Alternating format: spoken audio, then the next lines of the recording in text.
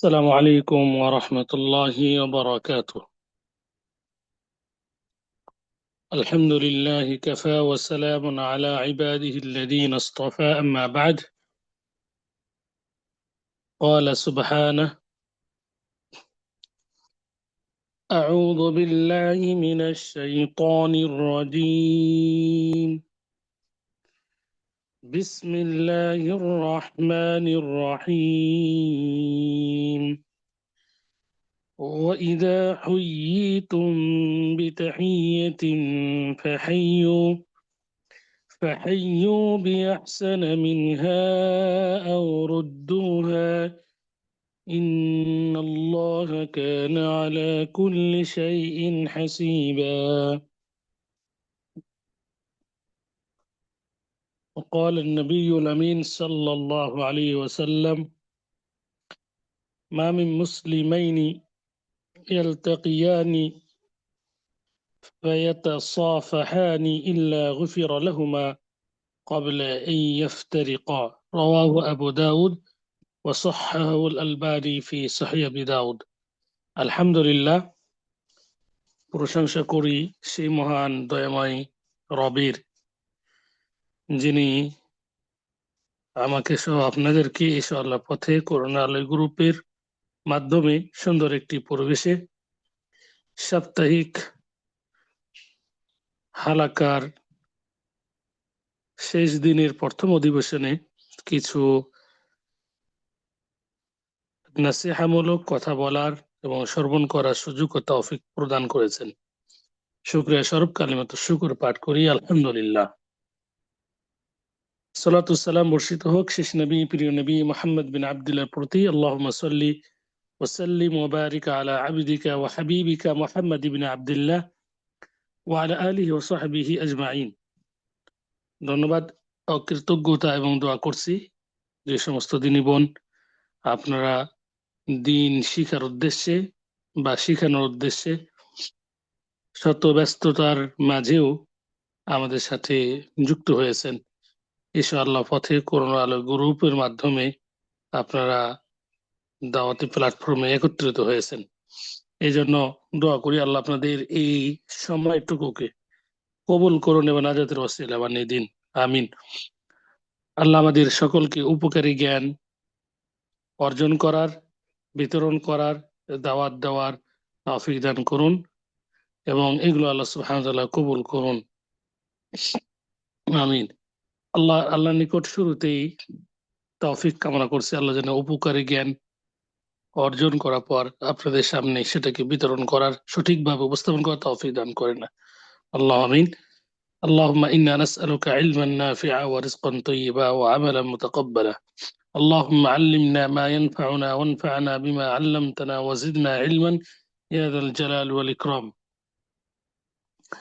সময় সংক্ষেপ যেহেতু, আমরা আমাদের নির্ধারিত বিষয় আজকে আমরা শুরু করব। আল্লাহ সুবহানাহু ওয়া তাআলা তৌফিক দান করুন। ওমা তৌফিকি ইল্লা বিল্লাহ, আলাইহি তাওয়াক্কালতু ওয়া ইলাইহি উনীব। সুবহানাকা লা ইলমা লানা ইল্লা মা আল্লামতানা ইন্নাকা আনতাল আলিমুল হাকিম। আমরা আপনাদের সামনে আজকে সালাম সম্পর্কে একটি আয়াত পাঠ করেছি। আমরা গত দুটি পর্বে সালাম নিয়ে কথা বলেছিলাম।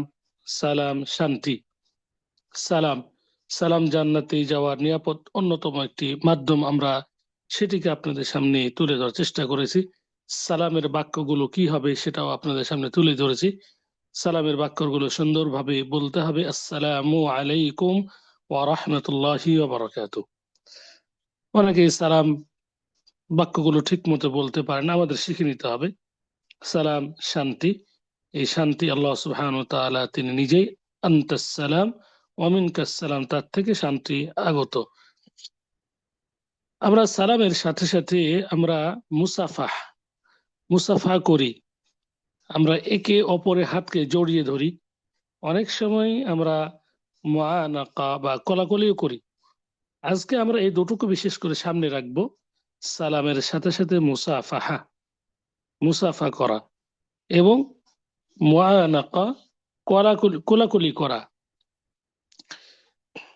যেহেতু আমাদের সমাজে পরিচালিত রয়েছে মুসাফার সাথে সাথে সালামের সাথে সাথে মুসাফার করা এবং মুআনাকাবাত বা কোলাকুলি করা, এবং কিছু কিছু স্থানে প্রচলিত রয়েছে চুম্বন করা।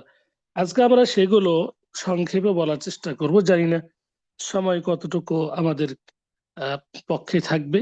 আল্লাহ সুবহানাহু ওয়া তাআলার নিকট দোয়া করি যেন আমরা এই বিষয়টিকে আমরা তুলে ধরতে পারি সঠিকভাবে।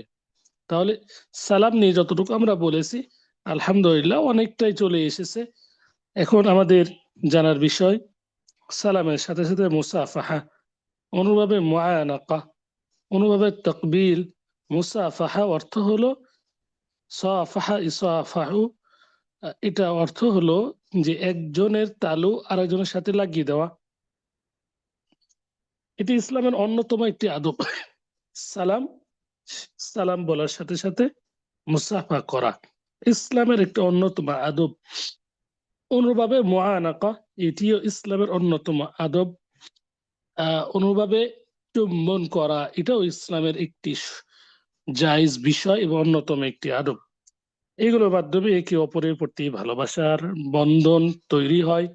শত্রুর সাথে মুসাফাহা কোলাকুলি করাতে শত্রুতা দূর হয়ে বন্ধুত্ব তৈরি হয়। বিশেষ করে সালামের সাথে সাথে মুআনাকার মাধ্যমে শত্রু বন্ধুতে পরিণত হয়ে যায়। অনেক স্থানে আমরা এটা লক্ষ্য করেছি। আর হবেই না কেন, ইসলামের সুন্দর শিক্ষা দীক্ষা রয়েছে।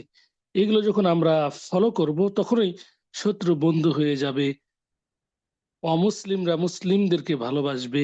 কিন্তু দুঃখজনক হলো সত্য, আমরা এই শিষ্টাচারগুলো আমরা যেন মানে পালন করি না। অনেকে আবার পালন করি, কিন্তু সেটিকে সুন্নত তরিকাতে নয়।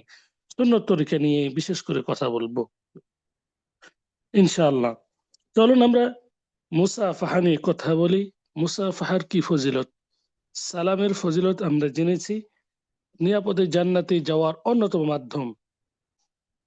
মুসাফাহার যে গুরুত্ব ফজিলত, সেটি কিন্তু অনেক বড় ফজিলত বা গুরুত্ব রয়েছে। আল্লাহ রাসূল সাল্লাল্লাহু আলাইহি ওয়াসাল্লাম একটি হাদিসে বলেছেন, হাদিসটি আবু দাউদে বর্ণিত হয়েছে। শেখ ইমাম আলবানী রাহিমাহুল্লাহ তিনি হাদিসটিকে সহিহ বলে সাব্যস্ত করেছেন। চলুন হাদিসটি কি জেনে নিই। আল্লাহ রাসূল সাল্লাল্লাহু আলাইহি ওয়াসাল্লাম বলেছেন, মা মিন মুসলিমাইনি ইয়ারতাকিয়ানি ফায়াতাসাফাহানি ইল্লা গুফিরা লাহুমা ক্বাবলা আন ইফতারিকা। যে কোনো মুসলিম যখন দুইজন মুসলিম পরস্পরে মিলিত হয়, সাক্ষাৎ করে, অতঃপর যখন তারা উভয় মুসাফা করে, তখন পৃথক হওয়ার পূর্বেই, একজনের পৃথক হওয়ার পূর্বেই আল্লাহ সুবহানাহু ওয়া তাআলা তাদের দুইজনকে ক্ষমা করে দেন। সুবহানাল্লাহ। দুইজন মুসলিম সাক্ষাৎ করলে, দুইজন মুসলিমের সাক্ষাৎ হলে, উভয়ে যখন মুসাফা করে, আল্লাহ সুবহানাহু ওয়া তাআলা একে অপরের বিচ্ছিন্ন হওয়ার পূর্বে, বিচ্ছেদ হওয়ার পূর্বেই তাদের দুজনকে ক্ষমা করে দেন। সুবহানাল্লাহ। তাহলে এই হাদিস থেকে আমরা স্পষ্ট বুঝতে পারলাম যে মুসাফার গুরুত্ব রয়েছে। এমন না যে মুসাফার গুরুত্ব নেই, গুরুত্ব অবশ্যই আছে। মুসাফাহার গুরুত্ব অবশ্যই আছে। এখন এই মুসাফাহা আমরা পুরুষ মহিলা বা মহিলা মহিলা বা পুরুষ পুরুষ করব, এটা কি সাব্যস্ত হয়েছে?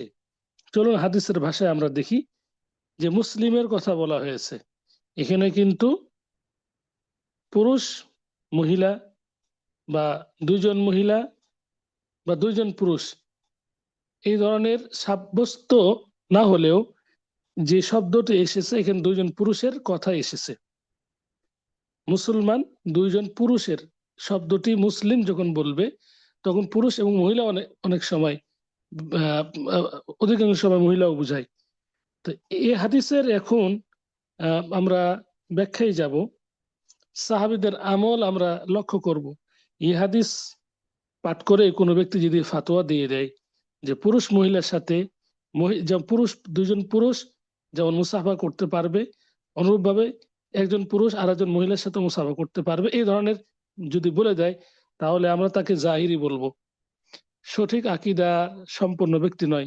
কারণ এই হাদিসটি একটি আম হাদিস, ব্যাপক হাদিস। এর ব্যাখ্যা সাহাবাই কেরামগণের আমলের দিকে লক্ষ্য করতে হবে। রাসূল সাল্লাল্লাহু আলাইহি সাল্লামের আমল কি ছিল, সাহাবাই কেরামগণ সেটাকে পর্যবেক্ষণ করেছেন, দেখেছেন, সেভাবে আমল করেছেন। চলুন আমরা যাই, সেদিকে আমরা ফিরে যাব।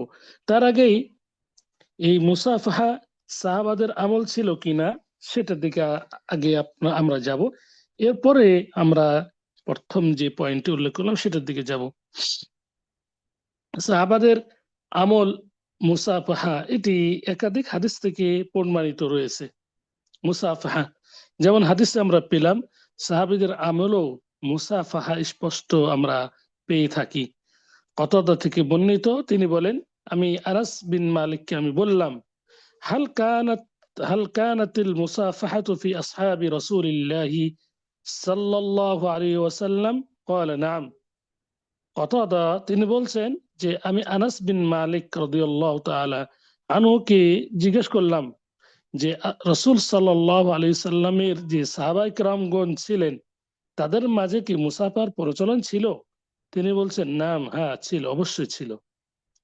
ইবনে বাত্তাল অত্যন্ত প্রখ্যাত একজন ব্যক্তি, তিনি বলছেন আল মুসাফাহাতু হাসানাতুন ইনদা আম্মাতিল উলামা।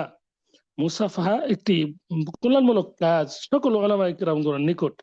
ইমাম নাওয়াবী সহিহ মুসলিমের যে ব্যাখ্যাকারক, তিনি বলছেন আল মুসাফাহাতু সুন্নাতুন মুজাম্মাউন, যে সুন্নত হলো মুসাফাহা আলাইহা ইনদাত তালাকি। সুন্নত, মুসাফাহা হলো সুন্নত, যেমন তিনি ফাতহুল বারীতে উল্লেখ করেছেন। এখন আমরা যে প্রথম মাসলাটি ছিল তার দিকে আমরা ফিরে যাই, যে একজন পুরুষ আর একজন মহিলা তার সাথে মুসাফা করতে পারবে কিনা। এক্ষেত্রে অনেকগুলো হাদিস আছে যে আল্লাহ রাসূল সাল্লাল্লাহু আলাইহি সাল্লাম কোন মহিলার হাতে স্পর্শ করেনি, স্পষ্ট হাদিস আছে। এবং সাহাবায়ে কেরামগণের অসংখ্য আমল আছে যে তারা মহিলাদের সাথে কখনো মুসাফা করেন নাই। এই থেকে বোঝা যায় যে মুসাফাহাটা পুরুষ পুরুষ এরা করবে, মহিলারা মহিলাদের সাথে করবে। মুসাফাহা পুরুষ পুরুষের সাথে, মহিলা মহিলার সাথে করবে। এখন যদি মাহরাম ব্যক্তি হয়ে থাকে তাহলে তার ক্ষেত্রে ভিন্ন। এই বিষয়টি আমরা আমাদের আলোচনার মধ্যে আরেকটু গভীরতার দিকে আমরা যাব। তার আগে আমরা একটা বিষয় আমরা বলবো, সেটি হলো যে মুসাফাহা এক হাতে না দুই হাতে। এটা জানার পরে আমরা অন্য বিষয়গুলো নিয়ে কথা বলবো ইনশাল্লাহ। মুসাফাহা এক হাতে না দুই হাতে, যতগুলো ডিকশনারি আছে ডিকশনারিতেও এইভাবে লেখা আছে, মুসাফাহা হলো কাফ কাফ বাইনা কাফ, তালুর সাথে তালু মিলানো, এটাকে বলা হয় মুসাফাহা। এটাকে বলা হয়ে থাকে আরবিতে মুসাফাহা। এখন অনেক ব্যক্তি মুসাফার ক্ষেত্রে চার হাতকে লাগাই, তাহলে কাফের সাথে কাফ, তালুর সাথে কাফ, তালু লাগালে দুই হাত বোঝা যায়। যিনি মুসাফা করছেন তার হাত, এবং যার সাথে করা হচ্ছে তার হাত, তালুর সাথে তালু।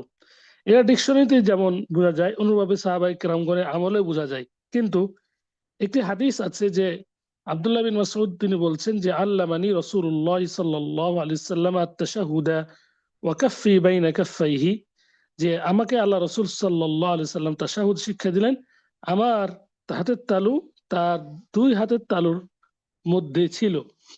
এখানে তাহলে বোঝা যাচ্ছে যে মানে আল্লাহ রাসূল আব্দুল্লাহ ইবনে মাসউদের হাত রাসূল সাল্লাল্লাহু আলাইহি সাল্লামের দুই হাতের মধ্যে ছিল। তাহলে এখানে সাব্যস্ত হচ্ছে তিন হাত দিয়ে মুসাফা করা। সরি, এখানে মুসাফার মানে কোনো শব্দ নেই, এখানে শিক্ষার একটা অবস্থা আছে। আল্লামানি রাসূলুল্লাহ সাল্লাল্লাহু আলাইহি সাল্লাম তাশাহুদ, রাসূল সাল্লাল্লাহু আলাইহি সাল্লাম আমাকে তাশাহুদ শিক্ষা দিলেন, তার হাত আমার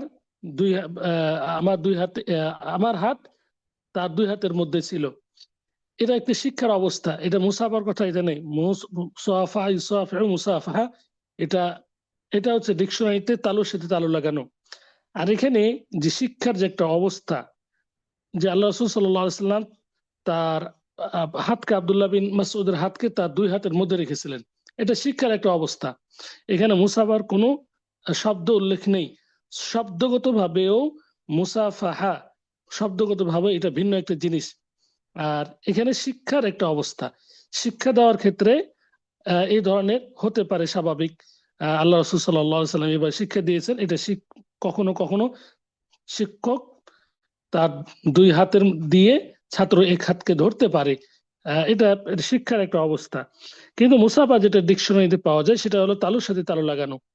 তালুর সাথে তালু, এক হাতের তালু আর এক হাতের তালু, এটা হচ্ছে মুসাফাহা। অনুরূপভাবে আল্লাহ রসুল সাল্লাল্লাহু আলাইহি সাল্লামের হাদিসেও আমরা দেখতে পাই যে মুসাফাহার অবস্থা এক হাতে তালুর সাথে তালু লাগানো। শিক্ষার অবস্থা এটা আমরা আব্দুল্লাহ ইবনে মাসউদের হাদিস থেকে আমরা জানতে পারলাম। এখান থেকে এটা সাব্যস্ত হয়নি যে মুসাফা দুই হাতে বা চার হাতে, এটা সাব্যস্ত হয়নি। যারা সাব্যস্ত করেন তারা আবার চার হাতে মুসাফা করেন, এটাও কিন্তু মানে আরেক ধরনের হাদিসের খেলাফ। কারণ আল্লাহ রাসূল সাল্লাল্লাহু আলাইহি সাল্লাম তার দুই হাতকে তার দুই হাত দিয়ে আব্দুল্লাহ ইবনে মাসউদের এক হাত ধরেছেন, তাহলে তিন হাত সাব্যস্ত হচ্ছে, চার হাত নয়। আমাদের দেশে মুসাফার সময় চার হাত দেয়, যিনি মুসাফা করছেন তার হাত, হ্যাঁ, দুই হাত, এবং আর যিনি যার সাথে করা হচ্ছে তার দুই হাত, চার হাত। তো এই ধরনের কোনো মানে সাব্যস্ত হয় না। অনুরূপভাবে এটা আদবের খেলাফ, কারণ আল্লাহ রাসূল সাল্লাল্লাহু আলাইহি সাল্লাম এই ধরনের শিক্ষাদানও করেননি। এখন আমরা ওলামায়ে কেরামগণের ফাতোয়ার দিকে যাব, এরপরে আমরা আরো কিছু বিষয় উল্লেখ করব। লাজনা দাইমা, স্থায়ী ফাতোয়া বোর্ড যে রয়েছে সৌদি আরবের, এই বিষয়টিকে তারা একেবারে এইভাবে ফাতোয়া দিয়েছেন যে দুই হাতে মুসাফা করা এটি আমাদের জানা নেই, হাদিস সহিহ সুন্নাহ ভিত্তিক আমাদের জানা নেই দুই হাতে যে মুসাফা করতে হবে, বরং এক হাতে মুসাফা করা এটা উত্তম। এক হাতে মুসাফা করা এটি উত্তম। 24 নম্বর খণ্ডের 125 নং পেজে এটি স্পষ্ট লেখা আছে। চলুন আমরা একটি আসারের দিকে ফিরে যাই। হাম্মাদ বিন যায়েদ তিনি আব্দুল্লাহ বিন মুবারকের সাথে তার দুই হাতে মুসাফা করেছেন। এটা বুখারীর যে তালিক বা টিকা সেখানে লেখা আছে, কিন্তু আমরা স্পষ্ট আমরা মানে হাদিস থেকে আমরা এই ধরনের কোনো পাই না। কোন ব্যক্তির বিদ্যানগণের বা সালাফে সালেহিনের গণের যদিও এই ধরনের আমল পাওয়া যায়, তবু আল্লাহ রাসূল সাল্লাল্লাহু আলাইহি সাল্লামের যেহেতু আমল এই ধরনের স্পষ্ট প্রমাণিত নেই, সাহাবায়ে কেরামগণের যেহেতু আমল এই ধরনের প্রমাণ নেই, এই কারণে দুই হাতে মুসাফা করার থেকে এক হাতে মুসাফা করা এটি হচ্ছে মানে সুন্নাত, বা এটি হচ্ছে কর্তব্য। আর আহনাফ ভাই বা অন্যান্য ব্যক্তিরা যারা মুসাফা করে তারা কিন্তু মানে তারা আব্দুল্লাহ বিন মাসউদের যে হাদিসটিকে দলিল হিসেবে সামনে নিয়ে এসে এটা কিন্তু শিক্ষাদানের অবস্থা, এটাও তারা অবশ্যই বলতে বাধ্য হবেন যে আল্লাহ রাসূল সাল্লাল্লাহু আলাইহি সাল্লাম শিক্ষাদানের অবস্থা এটা বলেছেন। কিন্তু তারা কোন আইম্মাকে প্রাধান্য দিতে যে তারা হাদিসকে এবং সাহাবায়ে কেরামগণ আমলকে তারা খিলাফ করে থাকেন, আল্লাহ তাদের হিদায়াত দান করুন। প্রিয় উপস্থিতি, তাহলে আমরা মুসাফাহা এই বিষয়টি আমরা ক্লিয়ার হলাম, যেটি একটি সুন্নতি আমল। ইমাম নাওয়ী বলেছেন যে মুসাফাহা মুস্তাহাব্বুন ইনদা কুল্লি লিকাইন, মুসাফাহা এটা হচ্ছে মুস্তাহাব একটি আমল, জায়েজ আমল প্রত্যেক সাক্ষাতে। মুসাফার ফজিলত আমরা ইতিপূর্বে জেনেছি, অনুরূপভাবে আরো সাহাবায়ে কেরামগণের আমলও উল্লেখ করা হলো। ওমর আবুল খাত্তাব তিনি বলছেন, কতাদা তিনি বলছেন, আমি আনাসকে বললাম যে মুসাফা কি রাসূল সাল্লাল্লাহু আলাইহি সাল্লামের সাহাবাদের মধ্যে ছিল? তিনি উত্তর বললেন হ্যাঁ। অনুভাবে আরেকটি হাদিস এভাবে এসেছে যে যখন ইয়ামানের অধিবাসী তারা আসলেন, রাসূল সাল্লাল্লাহু আলাইহি সাল্লাম বললেন তোমাদের নিকট ইয়ামানের অধিবাসী এসেছে এবং তারাই প্রথম মুসাফা নিয়ে এসেছে। তো এই হাদিসগুলোতে বোঝা যাচ্ছে যে মুসাফাহা এটি সাহাবায়ে কেরামগণের আমল। আর সর্বোপরি আমরা যে হাদিসটি শুরুতে পাঠ করেছি যে একে অপরের পৃথক বিচ্ছেদ হওয়ার পূর্বেই তাদের গুনাহ মাফ হয়ে যায়। মুসাফাহা এবং মুআনাকা আমরা কখন করব, এবং মুসাফাহাতুল মারআ শাবা যুবতী মহিলাদের সাথে মুসাফা, এই বিষয়গুলো আমরা উল্লেখ করব ইনশাআল্লাহ। মুসাফা কখন, মুআনাকা কখন। মুসাফাহা এটা হলো তালুর সাথে তালু মিলানো, এটা মুসাফা। মুআনাকা হলো কোলাকুলি করা, একজনের ঘাড় আর একজনের ঘাড়ের সাথে বা বুকের সাথে বুক মিলানো, মুআনাকা। কখন মুসাফাহা কখন মুআনাকা, এই দুটি জানার পরে আমরা আমাদের প্রথম যে বিষয়টি ছিল সে বিষয়টি আমরা উল্লেখ করব ইনশাআল্লাহ। আনাস রাদিয়াল্লাহু তাআলা আনহু তিনি বলছেন, কানা আসহাবুন নবী সাল্লাল্লাহু আলাইহি ওয়াসাল্লাম ইযা তালাকাউ তাসাফাহু ওয়া ইযা কাদিমু মিন সাফারিন তাআনাকু। আখরাজাহু আত-তাবরানী ফিল আওসাত ওয়া সাহাহাহু আল-আলবানী ফি সাহিহি। আনাস বিন মালিক রাদিয়াল্লাহু তাআলা আনহু থেকে বর্ণিত, তিনি বলেন, নবী করিম সাল্লাল্লাহু আলাইহি ওয়াসাল্লামের সাহাবায়ে কেরামগণ যখন তারা মিলিত হতেন, সাক্ষাৎ করতেন, তখন মুসাফাহা করতেন। সফর থেকে যখন আগমন করতেন তখন মুআনাকা করতেন, কোলাকুলি করতেন।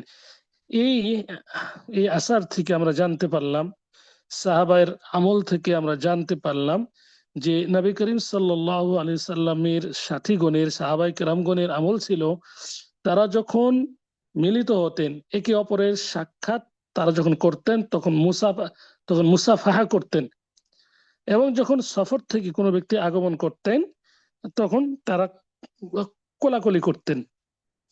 তো এই হাদিস থেকে আমরা মুআনাকার যে সাব্যস্ত হওয়া সেটা আমরা পেলাম। আর এরা আমরা জানতে পারলাম যে মুসাফাহার অবস্থা কোনটি এবং মুআনাকার অবস্থা কোনটি, তথা মুসাফাহা কখন করব এবং কখন আমরা মুআনাকা করব। মুসাফাহার অবস্থা হলো সাধারণ সাক্ষাৎ, এটা মুসাফাহা। আর যখন সফর থেকে বা একটু দীর্ঘ গ্যাপ থেকে যখন কোনো ব্যক্তি আগমন করে তখন এটা হচ্ছে কোলাকুলি, মুআনাকা। এখন আমরা বিষয়টি উল্লেখ করব, যেটা গুরুত্বপূর্ণ বিষয়, সেটি হলো যে কোনো মহিলার সাথে মুসাফা করা যাবে কিনা।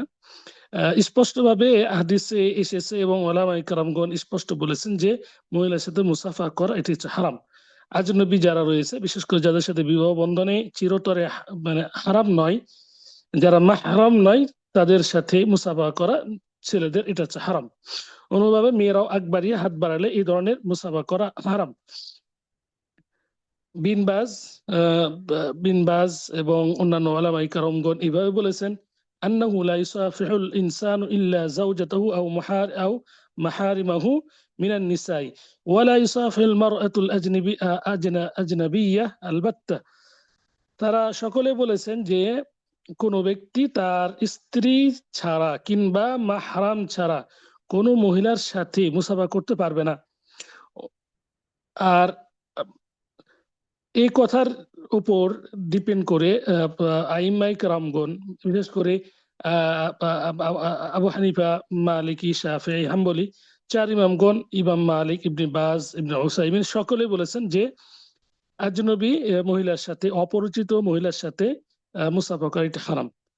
তারা দলিল হিসেবে পেশ করেছেন যে মাইমুনা বিনতি রকিকা তিনি বলছেন, ইয়া রাসূলুল্লাহ বায়ানা, আমরা বায়াত করেছি। রাসূল সাল্লাল্লাহু আলাইহি সাল্লাম এরপরে বলছেন, ইন্নী লা উসাফিহুন নিসা, আমি মহিলাদের সাথে মুসাফা করি না, মহিলাদের সাথে আমি মুসাফা করি না। তাহলে এই হাদিস থেকে স্পষ্ট আমরা বুঝতে পারলাম যে মহিলাদের সাথে আল্লাহ রাসূল সাল্লাল্লাহু আলাইহি সাল্লাম কখনো মুসাফা করেননি। অন্য একটা হাদিসে এভাবে এসেছে, আল্লাহ রাসূল সাল্লাল্লাহু আলাইহি সাল্লাম কখনো কোনো মহিলার হাত স্পর্শ করেননি, বায়াত গ্রহণ করেছেন কিন্তু হাত কখনো স্পর্শ করেনি। এখন চলুন, যে মহিলা বয়স্ক, মুরব্বী, বয়স্ক, তার সাথে মুসাফা করা যাবে কি যাবে না, এখানে ভিন্ন মত থাকলেও, যেহেতু সময় মাত্র 10-15 মিনিট রয়েছে, এখানে ভিন্ন মত থাকলেও পরিশুদ্ধ মত এবং আইম্মায়ে কেরামগণের মত, তারা বলেছেন মাসলাগুলো ইখতিলাফি, কিন্তু তারা শেষে বলেছেন ওয়াল খিলাফু ফিল মাসআলাতি কাওয়ি, যে বয়স্ক মহিলার সাথে মুসাফা করার যে মতানক্য সেটা কিন্তু শক্তিশালী মতানক্য। তবে ওয়ালাকিন্নার রাজিহ ওয়াল আহওয়াত আদমু মুসাফাহাতিল আজুজি বিহাইলিন ওয়া বিদুনি হাইল, তারা বলেছেন যে সবচেয়ে উত্তম এবং নির্ভরযোগ্য মতামত হলো যে বয়স্ক মহিলার সাথে পর্দাহীন, মানে হাতে পর্দা দিয়ে বা পর্দা ছাড়াই মুসাফা করা এটি ঠিক নয়। মুসাফা করা এটি ঠিক নয়। সর্ব অবস্থায় বয়স্ক মহিলার সাথেও মুসাফা করাটা এটা ঠিক নয়।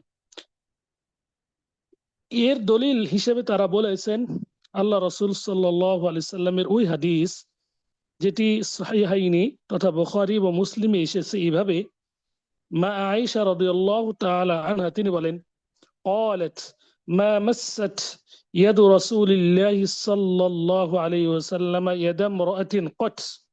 তিনি বলছেন, মা আয়েশা রাদিয়াল্লাহু তাআলা তিনি বলছেন যে আল্লাহ রসুল সাল্লাল্লাহু আলাইহি সাল্লামের হাত কখনো কোনো মহিলার হাতের সাথে স্পর্শ করেনি। তাহলে এই হাদিস থেকে স্পষ্টভাবে আমরা বুঝতে পারলাম যে আল্লাহ রসুল সাল্লাল্লাহু আলাইহি সাল্লামের হাত কোনো মহিলার হাতকে স্পর্শ করেনি। এই কারণেই বয়স্ক মহিলা হলেও তার সাথে পর্দা অনেক সময় ফরজ না হলেও, যেহেতু সূরা নূরে বয়স্ক মহিলার সাথে পর্দার বিধানটা একেবারে হালকা করে বলা হয়েছে, যদি মহিলার শাহওয়াত না থাকে তাহলে তার সাথে পর্দার বিষয়টি একেবারে বলছে না, পর্দা না করলে সমস্যা নেই। কিন্তু মুসাফার বিষয়টি স্পষ্ট, যেহেতু রাসূল সাল্লাল্লাহু আলাইহি সাল্লামের হাদিস থেকে এইভাবে এসেছে যে আল্লাহ রাসূল সাল্লাল্লাহু আলাইহি সাল্লামের হাত কোনো মহিলার হাতের সাথে লাগে না। এই কারণে বয়স্ক মহিলার সাথেও দেখা করা বয়স জায়েজ হলেও, শরীর সম্মত হলেও হাত দিয়ে মুসাফা করা, বয়স্ক মহিলার হাতের সাথে হাত লাগানো হাদিস অনুযায়ী ঠিক নয়। এই জন্য চার ইমামগণ তারা বলেছেন এটি ঠিক নয়, মুসাফা করা এটি ঠিক নয়। এরপরে আমরা উল্লেখ করব যে মুসাফহাতুল কুফফার, কাফেরদের সাথে মুসাফা করা। আমরা অনেক সময় বিদেশে বসবাস করি বা আমাদের দেশেও অনেক সময় হিন্দু, খ্রিস্টান, বৌদ্ধ, সাঁওতাল এরা আমাদের পড়োশি কিংবা এরা আমাদের ব্যবসার সাথী বা সঙ্গী বা ব্যবসার তারা শরিক। এদের সাথে আমাদেরকে উঠা বসা করতে হয়, আদান প্রদান করতে হয়, তাদের হাত সাথে হাত মিলাতে হয়। এক্ষেত্রে তাদের সাথে কি আমরা মুসাফা করতে পারবো কিনা? ওলামায়ে কেরামগণ বলেছেন সালাম দেওয়ার যে বিধান, মুসাফার বিধান একই, যে সালাম তাদেরকে আগে দেওয়া যাবে না। তারা সালাম দিলে সালামের উত্তর ওয়ালাইকুম যতটুকু না নিলে ততটুকু নিতে হবে।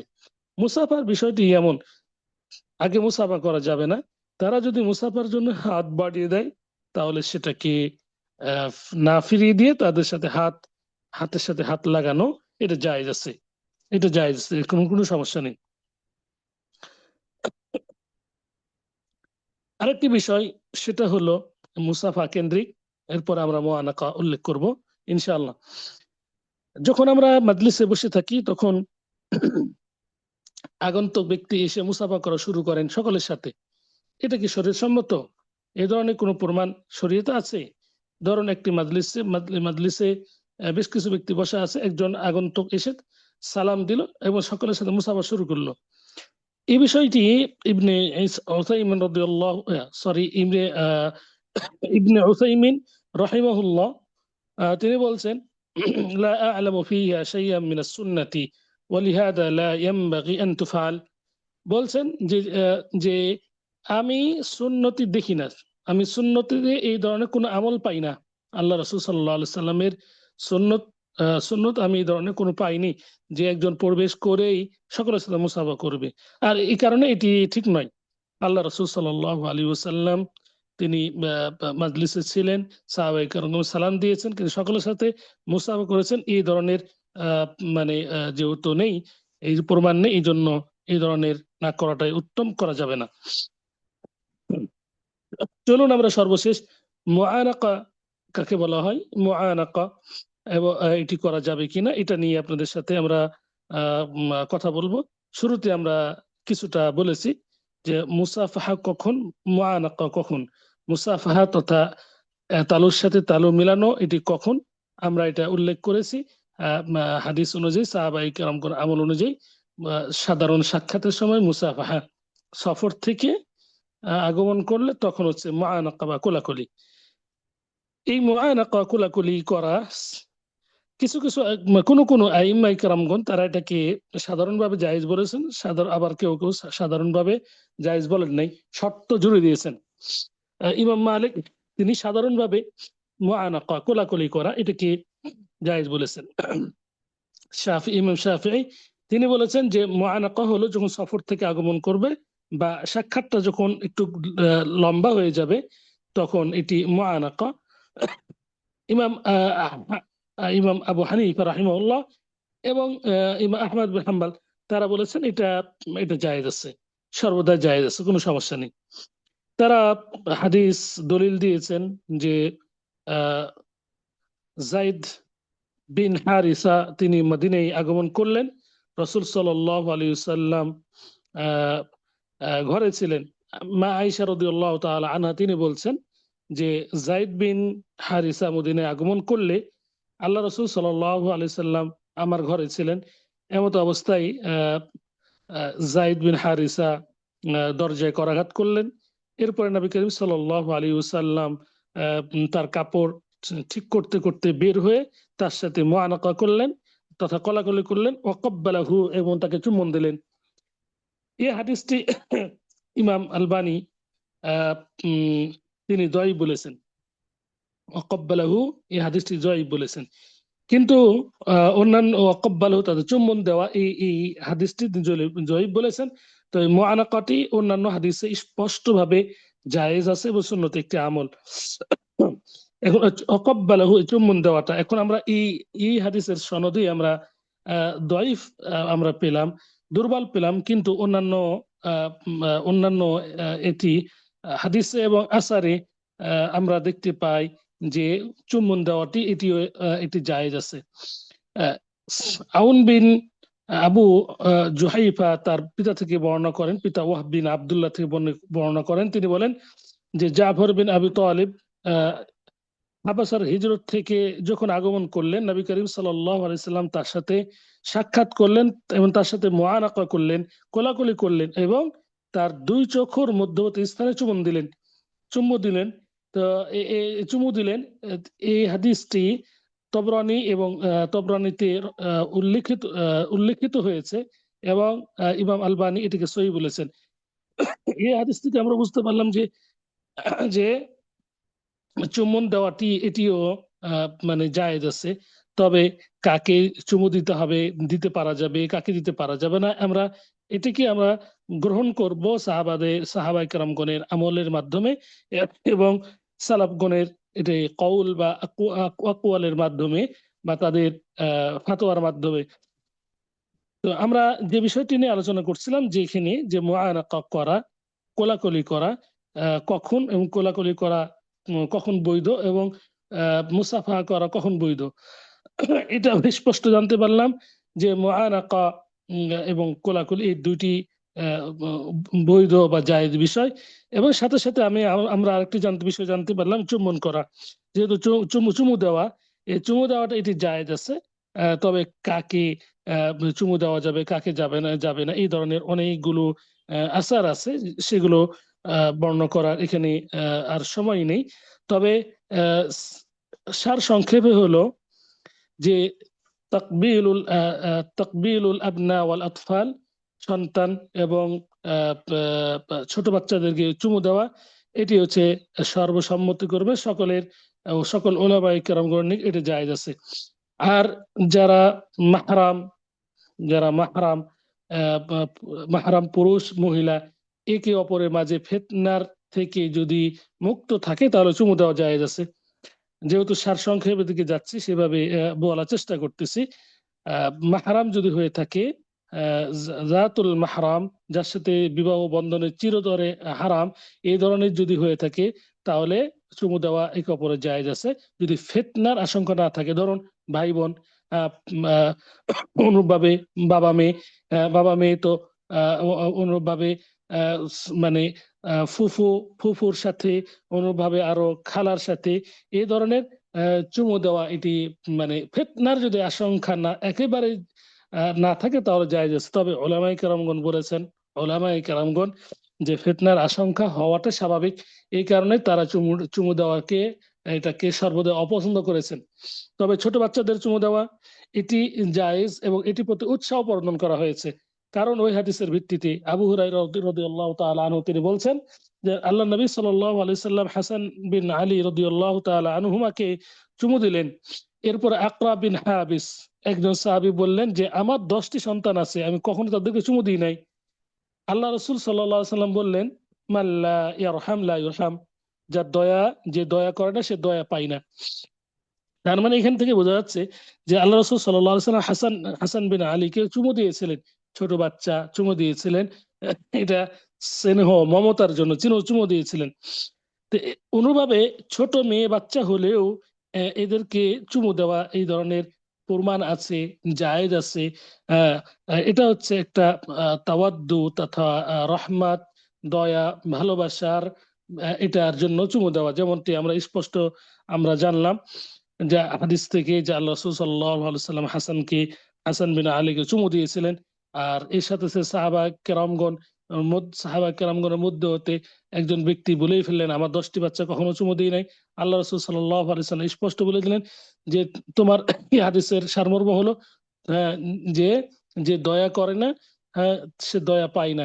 তার মানে এই দয়া করার জন্য, ভালোবাসার জন্য, স্নেহ মমতার জন্য ছোট বাচ্চাদের চুমু দেওয়া এটি হচ্ছে জায়েজ বিষয় এবং এটি একটি সুন্নতি আমল। কিন্তু বড়দের ক্ষেত্রে, বিশেষ করে বড়দের ক্ষেত্রে এটি অবশ্যই সতর্কতা অবলম্বন করতে হবে। এটি ঠিক নয়। তবে এই চুমু দেওয়ার বেশ কয়েক প্রকার আছে, এই প্রকারটি উল্লেখ করে আজকে শেষ করব। ওলামায়ে কেরাম এই চুমু দেওয়া 5 প্রকার উল্লেখ করেছেন। একটি হলো কুবলাতুল মুওয়াদ্দাহ লিল ওয়ালাদি আলাল খাদ। এখন চুমু দেওয়া এটি জায়েজ। কোন স্থানে চুমু দিব? আহ, গালে বা শরীরে বা মাথায়, যার সাথে জায়েজ আছে তার তার সাথে তাকে কোথায় চুমু দিব? এই ধরনের উলামায়ে কেরাম 5টি স্তর বা উল্লেখ করেছেন। যে প্রথম হলো যে আহ, ছেলের ছেলের গালে চুমু দেওয়া, ছোট বাচ্চার ছেলের গালে চুমু দেওয়া এটি হচ্ছে জায়েজ বিষয়। অনুভাবে পিতামাতার কপালে রহমাতের, দয়ার যে চুমু সেটা দেওয়া জায়েজ আছে। তারপরে ভাইয়ের ভাই বোনের আহ, মানে কপালে, এটা হচ্ছে সাফাকা, দয়া, স্নেহ মমতার চুমু দেওয়া, এটাও জায়েজ আছে। অনুভাবে আহ, স্ত্রীর আহ, স্ত্রীকে, হ্যাঁ স্ত্রীর এবং আহ, আগে ছিল দাসী, যেহেতু স্ত্রীর এখানে স্ত্রীর আহ, আহ, আহ, মুখমণ্ডল সহ যে কোনো স্থানে, এটা মানে যেগুলো বৈধ সেখানেও চুমু দেওয়া জায়েজ আছে। অনুভাবে ওলামায়ে কেরামগণ বলেছেন যে মমিনের হাতে ভালোবাসার অভ্যর্থনার এই চুমু দেওয়া এটি হচ্ছে জায়েজ আছে। যেমন ওলামায়ে কেরামগণের হাতে, অনুভাবে পিতামাতা সহ বয়স্ক আহ, ব্যক্তিদের হাতে চুমু দেওয়া এটি জায়েজ আছে। আরো চুমু দেওয়া হাজরুল আসওয়াদ, হাজরুল আসওয়াদে এটি চুমু দেওয়া এটি জায়েজ আছে হাজ এবং উমরার জন্য। আরো যে চুমু দেওয়ার আরেকটি পদ্ধতি ওলামায়ে কেরামগণ বলেছেন মৃত্যুকে চুমু দেওয়া। মৃত্যুকে চুমু দেওয়া এটি জায়েজ আছে। আমরা স্পষ্ট দেখতে পেয়েছি হাদিসে যে আবু বকর রাদিয়াল্লাহু তাআলা আনহু তিনি রাসূল সাল্লাল্লাহু আলাইহি সাল্লামকে মৃত্যুর পরে চুমু দিয়েছিলেন। তো চুমু দেওয়ার পর কাঁদছিলেন। এই হাদিস থেকে স্পষ্ট বোঝা যাচ্ছে মৃত্যু ব্যক্তিকে চুমু দেওয়া জায়েজ আছে। অনুভাবে বা আয়েশা থেকে আরেকটা হাদিস এইভাবে এসেছে, রাসূল সাল্লাল্লাহু আলাইহি সাল্লাম বলেছেন যে তিনি বলছেন, আয়েশা রাদিয়াল্লাহু তাআলা আনহা তিনি বলছেন আমি রাসূল সাল্লাল্লাহু আলাইহি সাল্লামকে চুমু দিতে দেখলাম উসমান বিন মাযুনকে মৃত্যু অবস্থায়। উসমান বিন মাযউন উসমান বিন মাযউন তিনি যখন মৃত্যুবরণ করেন আমি দেখলাম রাসূল সাল্লাল্লাহু আলাইহি সাল্লাম তার কাছে যেয়ে তাকে চুমু দিয়েছেন। এবং উসমান বিন মাজউনের রক্ত তখনও প্রবাহিত হচ্ছিল, এই মতো অবস্থায় তিনি চুমু দিয়েছেন। এইসব হাদিস থেকে আমরা স্পষ্ট বুঝতে পারলাম যে চুমু দেওয়াও এটি জায়েজ আছে। মৃত্যু ব্যক্তিকেও, যার সাথে চুমু দেওয়া জায়েজ, মৃত্যু ব্যক্তিকেও ওইভাবে চুমু দেওয়া জায়েজ। আর চুমু দেওয়ার যে 5টি স্থান উল্লেখ করা হলো সেটি উলামায়ে কেরামগণের কথার ভিত্তিতে উল্লেখ করা হয়েছে। আল্লাহ সুবহানাহু ওয়া তাআলা আমাদের সঠিকভাবে বুঝদান করুন, সঠিকভাবে বিষয়টিকে বুঝার এবং আমল করার তৌফিক দান করুন। আল্লাহ আমিন। বিশেষ করে আরেকটি বিষয় উল্লেখ করে শেষ করব, সেটি হলো আহ, যে হুকম তাকবিল ফামি, মুখে চুমু দেওয়া, এটি স্পষ্ট নিষেধ করা হয়েছে মুখে। লা ইয়াজুজু, এভাবে উলামায়ে কেরামগণ বলেছেন, লা ইয়াজুজু লির-রাজুলি তাকবিলি ফামির রাজুলি আও ইয়াদিহি আও শাইইন মিনহু وكذلك تقبيل المرأة للمرأة والمعانقة والمماسة الأدبار ونحوها، وذلك كله إذا كان على وجه الشهوة، وهذا بلا خلاف بين العلماء.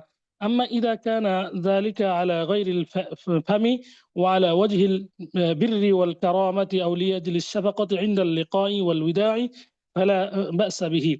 অর্থাৎ উলামায়ে কেরামগণের উক্তি যে কোনো ব্যক্তির গালে চুমা দিতে পারে না, কিংবা কোনো মহিলার গালে চুমা দিতে পারে না বা মুআনাকা করতে পারে না, এমত অবস্থায় করতে পারে না যখন তাদের মধ্যে শাহওয়াতের তৈরি হয়। শাহওয়াত, কাম বাসনা যখন তৈরি হয় তখন একেবারে মুআনাকা মুসাফাহা এটি করা একেবারে হারাম। মুআনাকা মুসাফাহা এটি করা হারাম। বিশেষ করে মুআনাকার কথাটি এইভাবে বলেছেন এবং চুম্বর কথাটি যে কোনো পুরুষ অপর পুরুষের সাথে, কোনো মহিলা অপর মহিলার সাথে যদি যদি শাহওয়াত না থাকে তাহলে মুসাফা করা, পুরুষ পুরুষে, মহিলাতে মুসাফা মুআনাকা করা এটি জায়েজ। আর যদি শাহওয়াত থাকে তাহলে কাম বাসনা তৈরি হওয়ার, ফিতনার আশঙ্কা হওয়া যদি থাকে তাহলে এটি হারাম। তবে আরেকটি শেষে উল্লেখ করেছেন যে মুসাফাহাতি বা মুআনাকা কোলাকুলাটি এটি হতে হবে যে ভালোবাসা, সম্মান অথবা দয়ার এর ভিত্তিতে হতে হবে। এই ব্যতীত অন্যভাবে মুআনাকা করা বা চুমু দেওয়া এটি কিন্তু ঠিক নয়। পরিশেষে সারসংক্ষেপ হলো যে চুমু গালে দেওয়াটা মানে এটা না দেওয়াই ভালো। বিশেষ করে কপালে, হাতে, এইগুলোতে দেওয়াটা এটি হচ্ছে উত্তম। আরেকটি চুমু দেওয়ার বিধান যেটি আমরা জানি বা আমরা আমাদের সমাজে চালু আছে সেটি বলে শেষ করব, সেটি বলা জরুরি বিদায় বলছি, আজান হয়ে গেছে। খাবার দ্রব্যে চুমু দেওয়া, বিশেষ করে রুটি বা এই ধরনের যে খাবারটিকে আমরা সম্মান করি, এটি জায়েজ কি জায়েজ না, এখানেও অনেক মতানক্য রয়েছে। তবে উলামায়ে কেরামগণ বলেছেন যে এটা হারামের কোনো দলিল নেই, এটা হারামের এবং হালালের কোনো দলিল নেই। হারাম হালালের উভয়টি যেহেতু দলিল নেই, এটা যদি কোনো ব্যক্তি করে ফেলে কোনো সমস্যা নেই। তবে কোন ব্যক্তি বলেছেন যে চুমু দেওয়া এটি একেবারে ঠিক নয়, এইভাবে বলেছেন। আবার কেউ বলেছেন যে এটা মানে যেহেতু আল্লাহর রিজিক, এটাকে চুমু দেওয়া বা যে কোনো খাবারে চুমু দেওয়া এটা দেওয়া যেতে পারে। পরিশেষে মানে এই মাসলার সারসংক্ষেপ হলো যে খাবারে চুমু দেওয়া না দেওয়া এর ব্যাপারে কোনো হারাম হালাল আমার দৃষ্টিতে আমি গবেষণা করে পাইনি। মুসহাফকে চুমু দেওয়া তথা কোরআনকে চুমু দেওয়া এটাও একই বিষয়, যে এটা সাহাবায়ে কেরামগণ এইভাবে আমল ছিল না, এটা না করাই ভালো। তবে কোনো ব্যক্তি যদি এটাকে সম্মানের একটা চুমু দেয়, এখানে বাধা দেওয়ার মানে কোনো যুক্তি নেই, এই ধরনের উলামায়ে কেরামগণ বলেছেন। আল্লাহু আ'লাম। হাদা মা ইনদি, আল্লাহু আ'লাম। ওয়া সাল্লাল্লাহু আলা নবিয়িনা মুহাম্মদ ওয়া আলা আলিহি ওয়া সাহবিহি আজমাইন। সুবহানাকাল্লাহুম্মা ওয়া বিহামদিক, আশহাদু আল্লা ইলাহা ইল্লা আনতা, আস্তাগফিরুকা ওয়া আতুবু ইলাইক। আসসালামু আলাইকুম ওয়া রাহমাতুল্লাহি ওয়া বারাকাতুহু।